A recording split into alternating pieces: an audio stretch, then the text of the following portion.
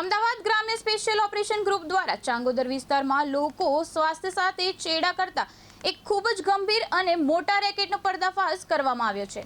Pharma કંપનીઓમાં supply થતા અસલી બ્લડ પ્લાઝમાની ચોરી કરી તેના બદલે ભેળસેળ કરીને નકલી પ્લાઝમા સપ્લાય કરતી ગેંગના મુખ્ય સૂત્રધાર સહિત કુલ 4 આરોપીઓને પોલીસે લાખો રૂપિયાના મુદ્દામાલ સાથે ધરપકડ કરી છે। મળતી માહિતી અનુસાર અમદાવાદ ગ્રામ્ય એસઓજીને બાતમી મળી હતી કે ચાંગોદર બાજુ એક ભાડાના મકાનમાં નકલી પ્લાઝમા બનાવવાનું નેટવર્ક ચાલી રહ્યું છે।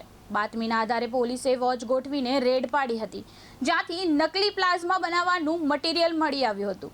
પોલીસે આ મામલે કાયદેસરની કાર્યવાહી હાથ ધરી તપાસ દરમિયાન મુખ્ય સૂત્રધાર દિનેશ ચૌધરી, મોહન ગાયકવાડ, રફીક અને જીતેન્દ્ર સોલંકીને પકડી પાડવામાં આવ્યા છે।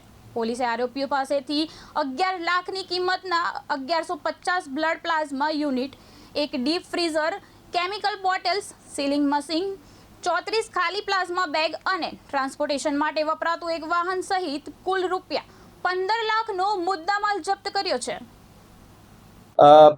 અમદાવાદ ગ્રામ્ય એસઓજી દ્વારા 2 લોકોની ધરપકડ, ટોટલ 4 લોકોની ધરપકડ કરવામાં આવી છે। એમાં જે દિનેશ ચૌધરી અને મોહન ગાયકવાડ 2 મુખ્ય જે નકલી પ્લાઝમા બનાવવાનો જે રેકેટ હતા એના સૂત્રધાર હતા।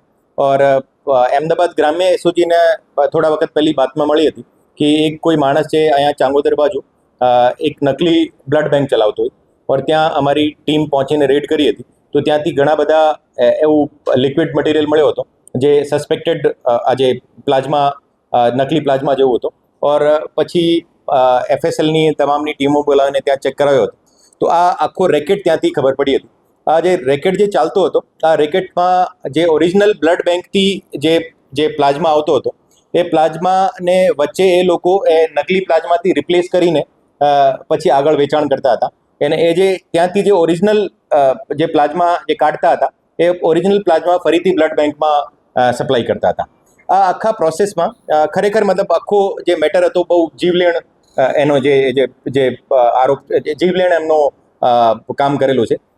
એ તમામ મુદ્દામાં જે પ્લાઝમામાં એક તો ઓરિજિનલ પ્લાઝમાને નકલી પ્લાઝમાથી રિપ્લેસ કરતા હતા એ પણ ડેન્જરસ હતો, અને એને સાથે સાથે જે ઓરિજિનલ પ્લાઝમા એ લોકો જે ચોરી કરતા હતા એ ચોરી કરીને એ લોકો નોર્મલ જે આઈસ બોક્સમાં રાખીને ફરીથી બ્લડ બેંકમાં પહોંચાડતા હતા। તો પ્લાઝમાનો જે સ્ટોરેજનો સિસ્ટમ છે, એનો જે પ્રોટોકોલ છે એ પ્રોટોકોલમાં એનો કન્ટિન્યુઅસ ટેમ્પરેચર મોનિટરિંગ હોવી જોઈએ, એટલીસ્ટ -18 ડિગ્રી સેલ્સિયસ